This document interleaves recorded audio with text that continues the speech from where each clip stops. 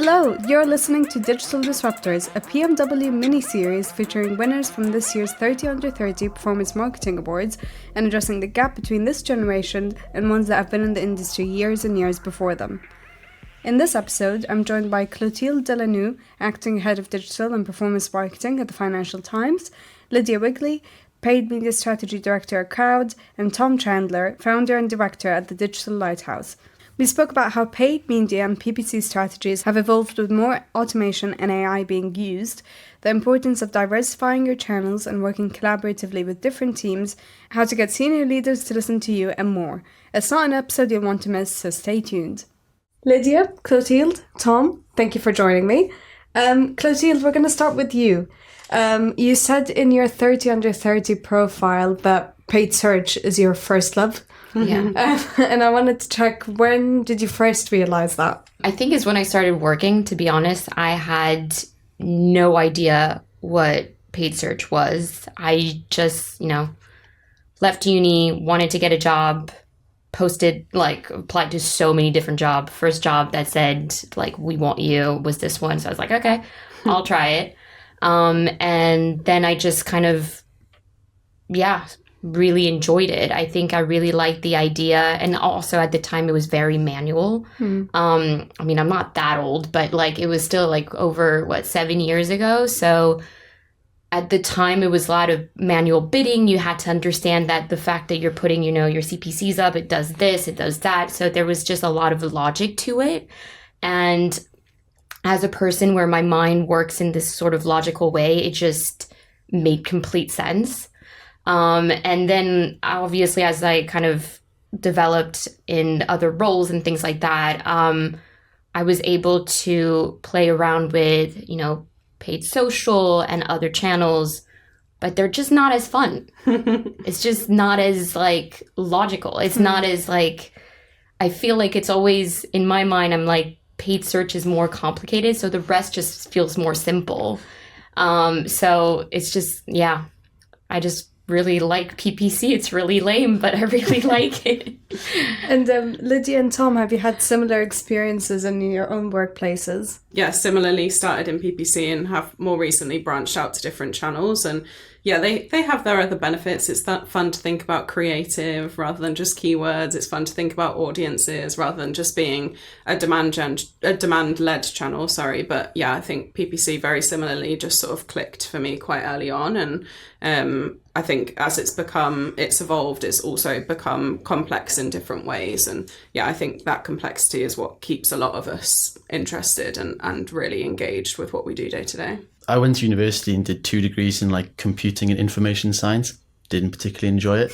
But when I first went into the agency I started working with and started to learn about PPC, I was like, this is awesome. Why haven't I not spent the last 4 years learning about this? So that really was for me the moment where it clicked. I was, thought this is what I want to pursue as a career, never to be a software engineer, but to be a performance marketer. Clotilde, you were saying that it's kind of changed since you first joined. So you said 7 years ago. And I don't know about the both of you if it's also changed for you, but can you tell me a bit about how PPC has changed over the years? I just think now with machine learning, you've always had machine learning in PPC. I think people that are suddenly talking about, AI is changing it. I'm like, no, AI has always been part of it. But I think nowadays it's just much smarter and there's so much more that those tools can do. You kind of have to take a step back and let the automation and the AI kind of do its thing. When I first started, it was way more manual. You had to, on a daily basis, look at your CPCs, bid adjustments. You had to do them on a weekly basis. Now a lot of that is automated. So you don't necessarily have to spend that much time on the nitty gritty. Which also, like you said, opens up a lot of other, time to do other things and to look at other things. But I would say that, it's just letting the machine do its thing nowadays, which I like to do too. I'm not complaining, but it has changed a lot in that sense for me. You make a great point about AI, where it's kind of always machine learning always being present in PPC. And I think that's just generally with performance marketers as well. AI seems like a new concept to people outside of the performance marketing space, but on the inside, it's been there for a long time. But do you find that you embrace AI in your day-to-day in a different way than other people in the industry that may have a lot more experience than you do, that have been there for a lot longer and kind of are used to more of the traditional ways? I had a thought on this earlier, actually. I was trying to think about, what the difference is between how we see machine learning now and how we did previously. And I almost think the divergence and the difference is, I think a lot of time used to be spent on trying to crack the algorithm and understand the algorithm and like almost break it, like pushing the boundaries of what Google would recommend or Microsoft would recommend and going against it to try and, find some incremental value in our clients' accounts or in our accounts. But now I think there is a much more comfort in the fact that we do trust it. We have more trust of it. And we probably, I'm speaking for yourselves as well, but we probably still have that inclination and that drive to like try and dig into the algorithm and understand, okay, why is it making that decision rather than that decision? Why is it doing this rather than that? But actually can hold that truth in our mind at the same time as that probably is the right decision and we need to lean into it and work with it. So I think that's been like the big change throughout my career, is like the amount of trust in the algorithm and machine learning and AI is a lot higher now because we've seen it drive success for our clients over and over again. Tom, I wanted to ask you, because you launched your own agency. How old is it now? It is 1 year old now. 1 year old. Congratulations. Yeah. Thank you. But I mean, you launched your own agency, so I wanted to see, kind of ask how your approach to this new agency and the way that you work is different than your experience working in bigger agencies. Yeah, I think certainly being able to be a lot more like dynamic and responsive to the kind of work that we are doing, and also like to be able to make it my own thing. When you work in a larger company, you kind of have to follow what that company's doing, and that's not like good or bad. It's like that's just almost like what that company's direction is. But for me, in being able to like create my own business that is mine and do performance marketing the way that I think it should be done is probably like the number one thing that is very rewarding. And when you start to see that work with the clients that we're fortunate enough to have like partner with us, it is great to see. And just as I say, that's something that hopefully we never want to lose as the business grows, is that like pure specialism on performance marketing in the paid channels.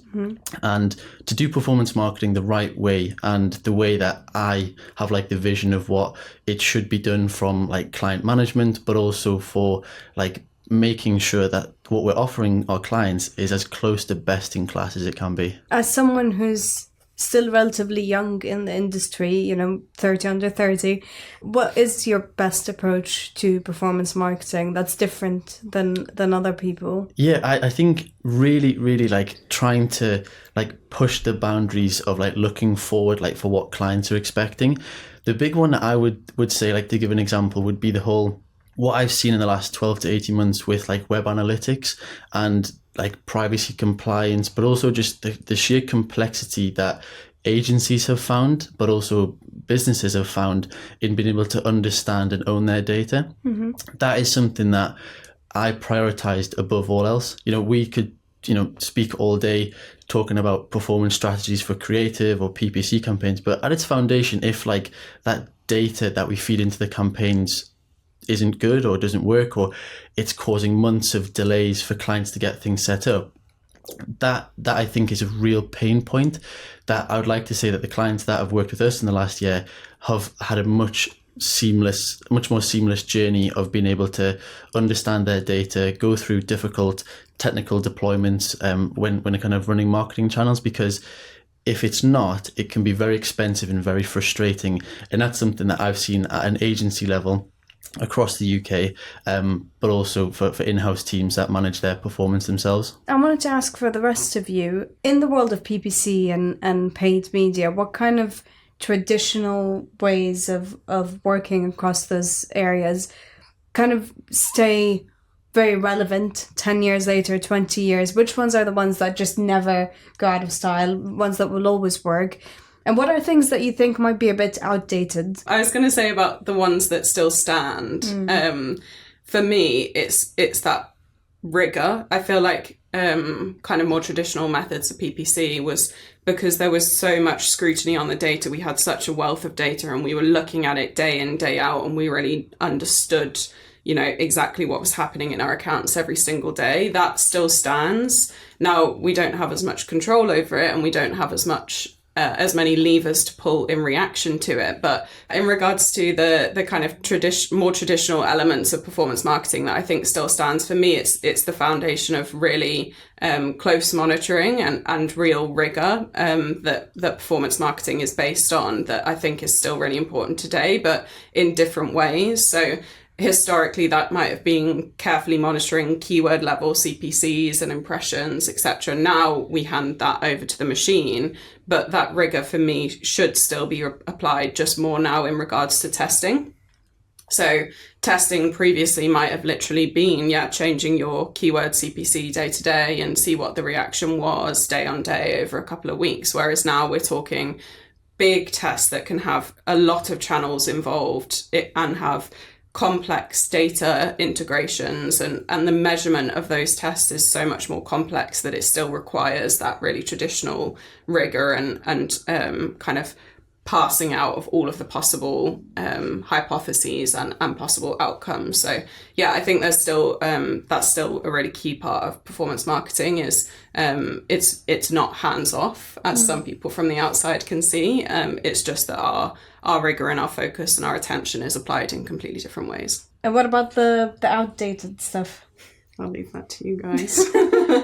For outdated, I mean, I know this is not the case for everybody, but when I used to work agency side, we were only doing paid search. And I feel like having the channels so siloed is just outdated. I think it's wrong to see them not as a holistic kind of thing. To just, obviously they behave differently. You have to think about the audiences differently. And like they're, if you're thinking about a funnel, blah, blah, blah, they have like different points. But I just don't think that it should be taken on its own. It needs to be part of a bigger plan, a bigger strategy. And even when you're looking at, your analytics or kind of performance or everything, you kind of need to look at your media mix rather than just at a channel level. And I think, that's something that I don't know if it's still the case. At least we're in-house, so now we have that holistic view. But I feel like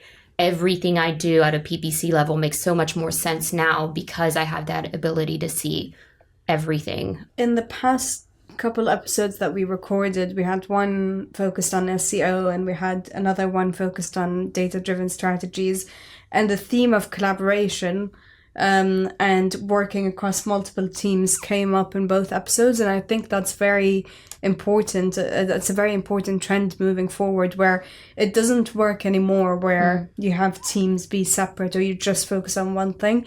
You have to think of multiple different channels that work for you and kind of work together. And that's how you create more sustainable strategies than just, working on your own. Yeah. I mean, even as like a consumer, I have multiple touch points before I convert. I don't just see these channels differently. I see the whole journey until you like make me want to buy something. So I think you have to see it holistically, because if you don't get your consumer at all these different touch points and you miss one of them, it might be the key one that drives that conversion in the end. So I think having, that view of it from a holistic level is just really key. At Croud, we're starting to engage with clients for brand media as well as performance marketing, and it's generated some very interesting conversations. And I see it as a spectrum of brand to performance being more pre-planning versus in-flight optimization, and obviously they one goes up and the other one goes down and the other goes up. Sorry, I'm trying to explain the brain. But I think that as channels have become more automated, yes, we still have this pool of work that is about making that automation work as hard as possible, but I think media planning and media mix and the full funnel planning has become so much more relevant for PPC than it did previously, because it's now about, okay, how much most clients or companies know what they're going to get in return for their BAU PPC these days. They know what they're going to get in return for their generic PPC. So it's more about planning that full funnel of, okay, how much do I want to spend here, there and there, rather than, treating PPC in isolation. And I think when getting to know clients or businesses or companies, what is really important to me is understanding their digital marketing history. Like, where did they start with PPC? Did they test it in isolation and realize that you can get a good ROAS on brand PPC and they've not quite shed that concept? Or did they trial both PPC and paid social at the same time when they had an event they wanted to promote? So they're used to them working hand in hand. So I think it's really important to understand like how a business has grown with digital and into its digital marketing roots. And PPC, is much more part of that funnel, where I think it was previously quite segregated versus like display and audience-led marketing. I think like really good performance teams are very like commercially focused, because, you know, if we think about it, we can talk to clients like marketing directors or the heads of performance there, and they're going to understand the technical components of what we're doing. But I think there is a real value and skill of being able to communicate to a chief executive or a finance director because performance marketing, if you're putting, you know, £1 million into brand and £1 million into performance, the people that are running these businesses, they want to make sure that their investment like has a clear return, or you can show the value in that. And that's one of the things that I'd certainly like seen sometimes when we've like won business, or like thinking of projects in the past where like real value I think has been driven, is that can you have a conversation about performance marketing strategies with the finance director, with the chief exec? Because that I think is something that not a lot of people can do. Because if you speak to these like senior leaders and you start talking about bid strategies and very technical stuff, they're not listening. If you speak to them far more about, you've given us this investment, we've optimized it because we want to put this much budget into Meta, this much into Google, because we know it's going to drive the best return. You have their buy-in, and that's how things scale.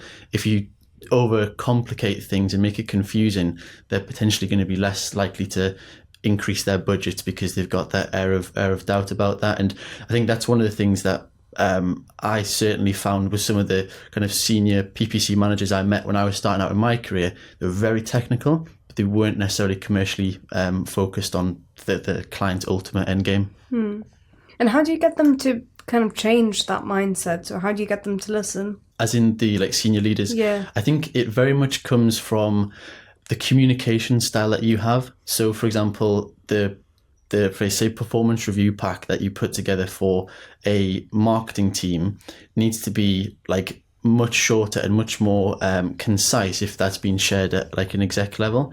One of the big things that I've often done outside of like my day-to-day role is to try and go into businesses and into universities to try and educate people. So I think that is one part of it, is you do need to talk some technical of explaining how Google and how Meta works. But absolutely, I do think it comes down to the way that you're communicating in a simplified and a concise way, so that finance directors, business leaders who have got 100 other things that they're doing can understand like what you are actually kind of using their money to be invested for. When you look at it from the perspective of younger people in the industry who are trying to convince people who are in those senior positions, I think younger people as well tend to embrace new channels a lot more than older ones do, because they just are kind of, they're in that space anyway. They're on TikTok, you know, they're on Instagram, they're on Snapchat, and they have a bit more trust in investing into multiple channels. But it might take a lot more convincing on their end to say to the older, more senior professionals that are in charge of those brands to get them to sign up for them. Have you found that to be true in your work, and how do you kind of manage that? How do you make a case for investing into multiple channels? To your point at the start, I think like PPC and paid search is a very complex channel, but I also think it's one of the more simplified ones to sell because it's very measurable. Compare that to Meta, where it's slightly a bit of there are some blurred lines between like the incremental value that the measurement side of it, I think, is certainly more tricky.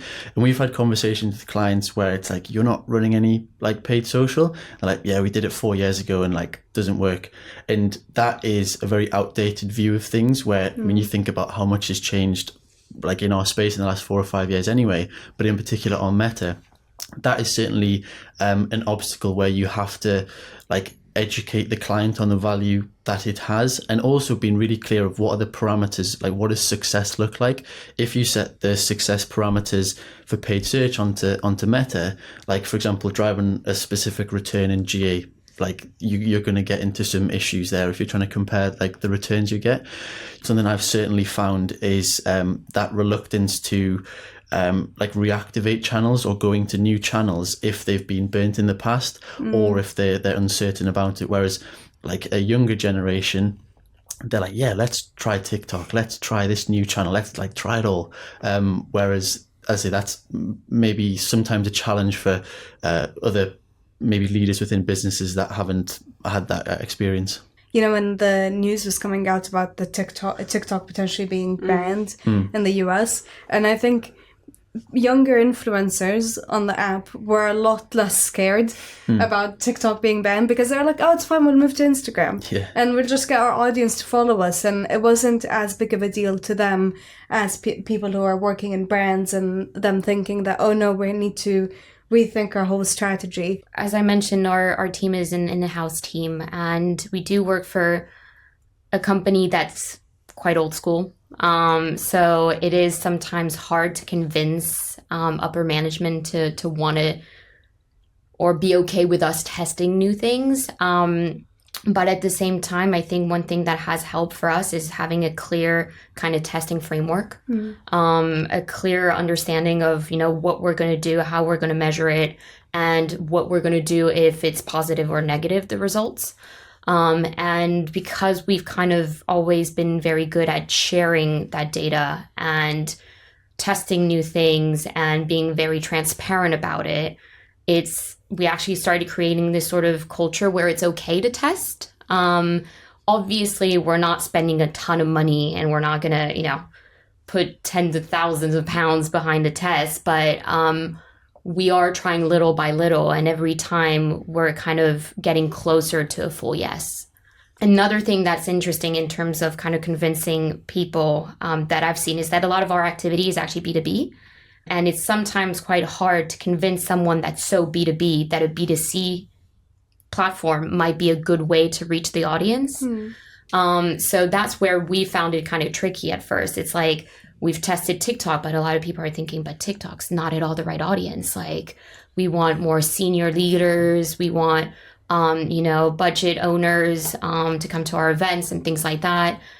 But actually, they're just normal people that spend a lot of time on TikTok. So let's use it. And I think that's where we've had to kind of convince people is that we're actually advertising to consumers, not just to a business. And that's, so we've managed to kind of move the needle on that front, thanks to, testing. If you don't reach maybe 100% of your audience on TikTok, you'll still reach some percentage of it on there, and you'll still reach some percentage on Instagram and somewhere else. Like it's mixing that is going to get you to that 100%. When you just focus on one, you could be missing out on a big chunk of your audience without even realizing. And I think that's the kind of mentality that needs to be changing. It's needing to be thinking about that. So I work for the Financial Times, and we're the events division of the Financial Times. But we have a lot of great events, but they're very, very, top tier events for C-suites. And that audience is usually 50 plus, which is great. They want to spend the money, but they're not going to be working for the next 10, maybe for the next 10 years. But if we want to be sustainable within our audience, we need to start reaching a new audience now. And if we keep doing the same thing we're doing, we're not, like you said, reaching new people. So it's great, it's working, but if we don't change it up, at one point it's going to stop working. Mm-hmm. One final thought I had was just to leverage competitors to make the case. I find if there's any resistance to any new tactic, new platform or anything, if you can prove that their competitors are doing it, it will get buy-in. So yeah, that's always, I mean, obviously you want to be first to market, but if you can't be first, be second. I mean, how do you end up proving that their competitors are doing it? Just like tools like GWI or Google Ads, leveraging your reps as well. They tend to be quite helpful in being able to show like, look, this is how much your competitors are spending on PMEX, ASC, etc. So we need to be testing it, otherwise we're going to fall behind. I love that. It's kind of getting them competitive. Yeah, I know. It's human nature, so... Yeah. It's like proper FOMO. Yeah, exactly. What kind of trends have you been seeing across PPC and paid media over the past few years, and which kind of ones are you excited for this year in 2025? I think for me, the ones looking at for this year, there's probably like two main ones. Like I think I saw on LinkedIn about the Search Max piece that was potentially coming out this year or next year. I remember a Google rep telling me like over a year ago that like the keywordless future is like within touching distance, which is, I don't know, it makes my heart sink a little bit of like, oh no. But I think that'll be really interesting to see what that's like, because like Performance Max, that must have been 3 years ago now that came out. And, you know, I think it did take quite a bit of adopting from agencies and businesses. I do think this is going to be slightly more difficult if something like Search Max comes out. And I think like the point I was making before for this year, I think the whole web tracking server side conversation is going to be like a big point. I think for large businesses, they've probably already got this set up and they're doing it. But I'm also thinking about, again, just with the clients that I'm working with, those like SMEs that are spending between £1,000 to maybe £100,000 a month within a platform like Google. They probably haven't made the jump into things like more complex web tracking setups, but they're continually seeing their data eroded of like the quality. So that's what we're working with a lot of our clients on, and it'd be interesting to see how that shapes up for this year, because it's certainly a complex issue that I think will need to be solved at some point. I think one of the big changes is going to be kind of people searching on TikTok instead of searching on Google. And that's just an example, but I think there's going to be more and more kind of visual-based searches rather than just kind of normal keyword on Google. But I think also just looking at ChatGPT and all the other kind of AI tools, a lot of those searches aren't happening on Google anymore. So for me, kind of the big trends to keep an eye out on is all these new platforms that are being used as search engines.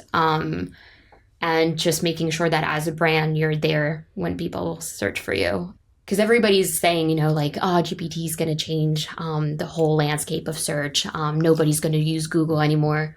A lot of people still use Google. I think it's like one of those big freakouts where everybody's like, you know, thinking the world's going to change. But actually it doesn't change that quickly. But I do think that we need to be smarter in the way that we present our content, the way that, it's delivered to the audience. So I think there's a lot of, new channels we need to start considering as options to Google. We had a talk actually from Born Social, which is in the Croud group the other day, about Generation Alpha, which if you want to feel old, were born in 2010 or later. And that means that they're starting to be at the age of kind of using social media and being more present online. So that, I think, is a whole new group that we're probably not ready to market to yet, don't worry. But that is starting to use these platforms, and that will bring a whole new language and aesthetic and approach to social media. So although it probably, as you say, the world's not going to change overnight, it's exciting to get that fresh eyes on content and different reactions to content. And you see some people already starting to kind of adopt that more chaotic, less refined, creative approach, which I think is refreshing, and it's very different to like what our generation is used to. I think we've always kind of put our best foot forward on social media, whereas it's so native to them that everything goes on social media, and there's no refining needed. There's no front. It is just pure, this is who I am and this is me on social media, and there's a complete overlap. So yes, it's an exciting kind of fresh take to social. I kind of disagree about not being ready to market to Gen Alpha yet, because we talk about Gen Z a lot, but Gen Alpha is also something that I bring up as an audience that we need to be considering. Yeah. And I think you can target them through their parents.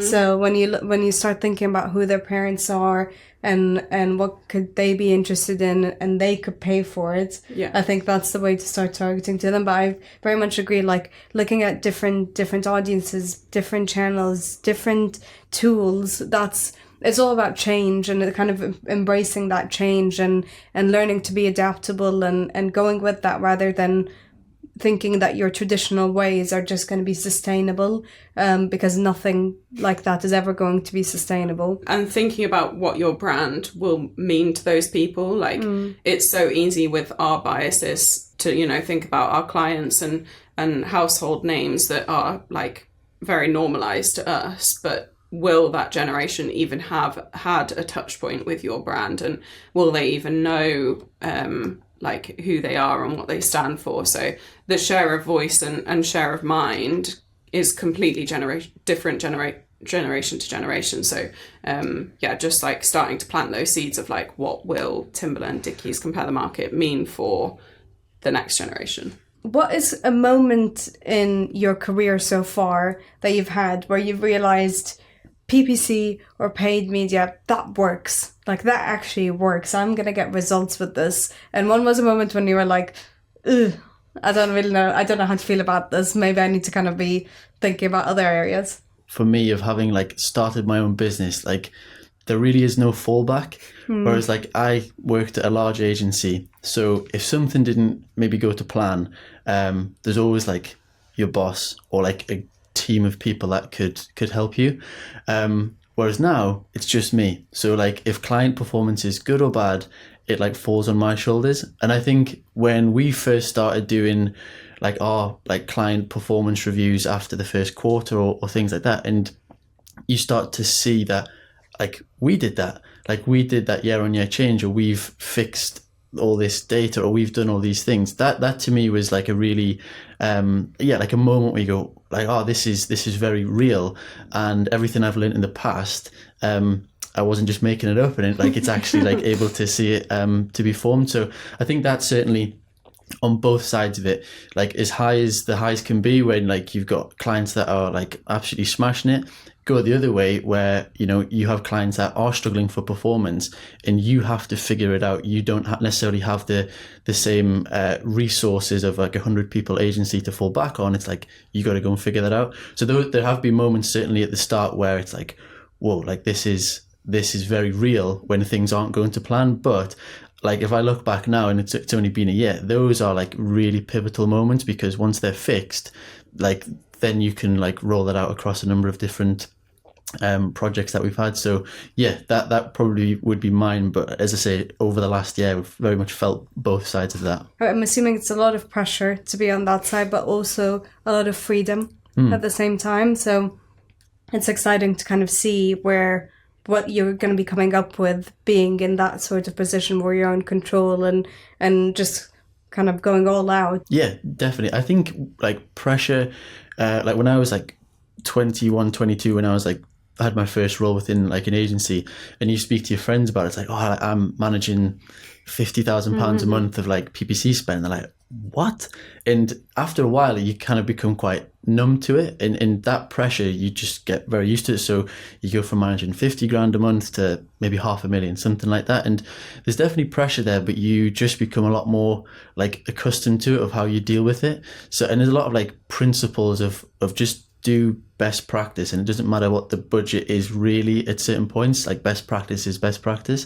So that I think definitely has has helped navigate some of those pressures. But definitely every time something new comes up, it's like, oh, there's that feeling again of I'm gonna have to learn quick here. But it is also like good fun as well. I think you have to be a certain type of person to do what we do. Less pressure. That sounds very stressful, but very exciting. No, I think for me it was, so when I first joined the company, they didn't really have any paid media. Each kind of marketer who kind of takes care of the sort of traditional marketing, so we're talking about email marketing, out of home, all of that, they used to do their own paid campaigns. Google wasn't a thing. They didn't have search. So I kind of came in and at that point start kind of leading or managing the activity for all the different events that we're running. And when I started, 4 years ago, I was just by myself. And now we're a team of 6 people. So I feel like for me, that moment was kind of just gradually getting more and more investment, not just in terms of money spent on paid, but just within the team and seeing that actually like we were growing and growing. And I feel like it's just proves that what we're doing is working, because I don't think the business would invest in us if it wasn't working. So I would say that, it hasn't really been one moment where I'm like, PPC is doing its thing, but it's more like gradually. And looking back at the past couple of years, clearly we've been doing something right. And now it's a part of the media mix, when before it was like an additional thing to think about, maybe potentially. But now it's just like our second biggest channel. I think in terms of my kind of most recent one, it's definitely the journey that we've been on with Timberland over the last year or so. So we've been working with Timberland EMEA for their performance marketing for years now, but we started working with them for brand media about this time last year, maybe a bit later in the year. And it's been such an amazing project and experience, and you get exposed to so much more of the business context because you're thinking about the entire funnel rather than just performance. But we've definitely had moments over the last kind of 6 months or so where like I'll see some yellow boots on someone's feet and I'm like, oh, I get you. Or we've been into store and they've said, sales of 6 inches have gone up 200% year on year or whatever. So just those little moments of not just performance marketing, but really that full funnel and digital and the kind of adjacent channels that we work with, being like, you really can re-inject energy into a brand and a product with a consciously thought through, very purposeful and very well executed media strategy. And it's so exciting to be able to do that in both kind of very small, launches of new markets or campaigns, or all the way through to sort of global full brand strategies. Okay, we're going to play a very quick game of myth or fact. And just shout if you think it's a fact or a myth, and I might ask you why. PPC is only for big budgets. Myth. That's a myth, definitely. That is a myth. Paid media doesn't work if you don't have organic traffic. Oh, interesting. I think myth. Yeah, I would lean more on the myth. Yeah. Okay. Why do you think it's a myth? It's great to be able to learn from organic, but it can still function without organic. Clotilde, you seem unsure. Yeah, I don't know, because I don't think I personally would ever launch something paid without organic. So that's why I'm just like, it might be a myth, but I would just not do it. Well, it is a myth. It says there is a misconception that paid media is ineffective without a strong organic presence. However, paid advertising can drive immediate traffic and conversions. So you can combine paid and organic strategies to enhance overall visibility and performance. So I get what you're saying. I mean, you wouldn't recommend it, but technically it's a myth. Yeah. PPC traffic converts better than organic traffic. I think our organic counterparts would say so. We steal all the converting traffic.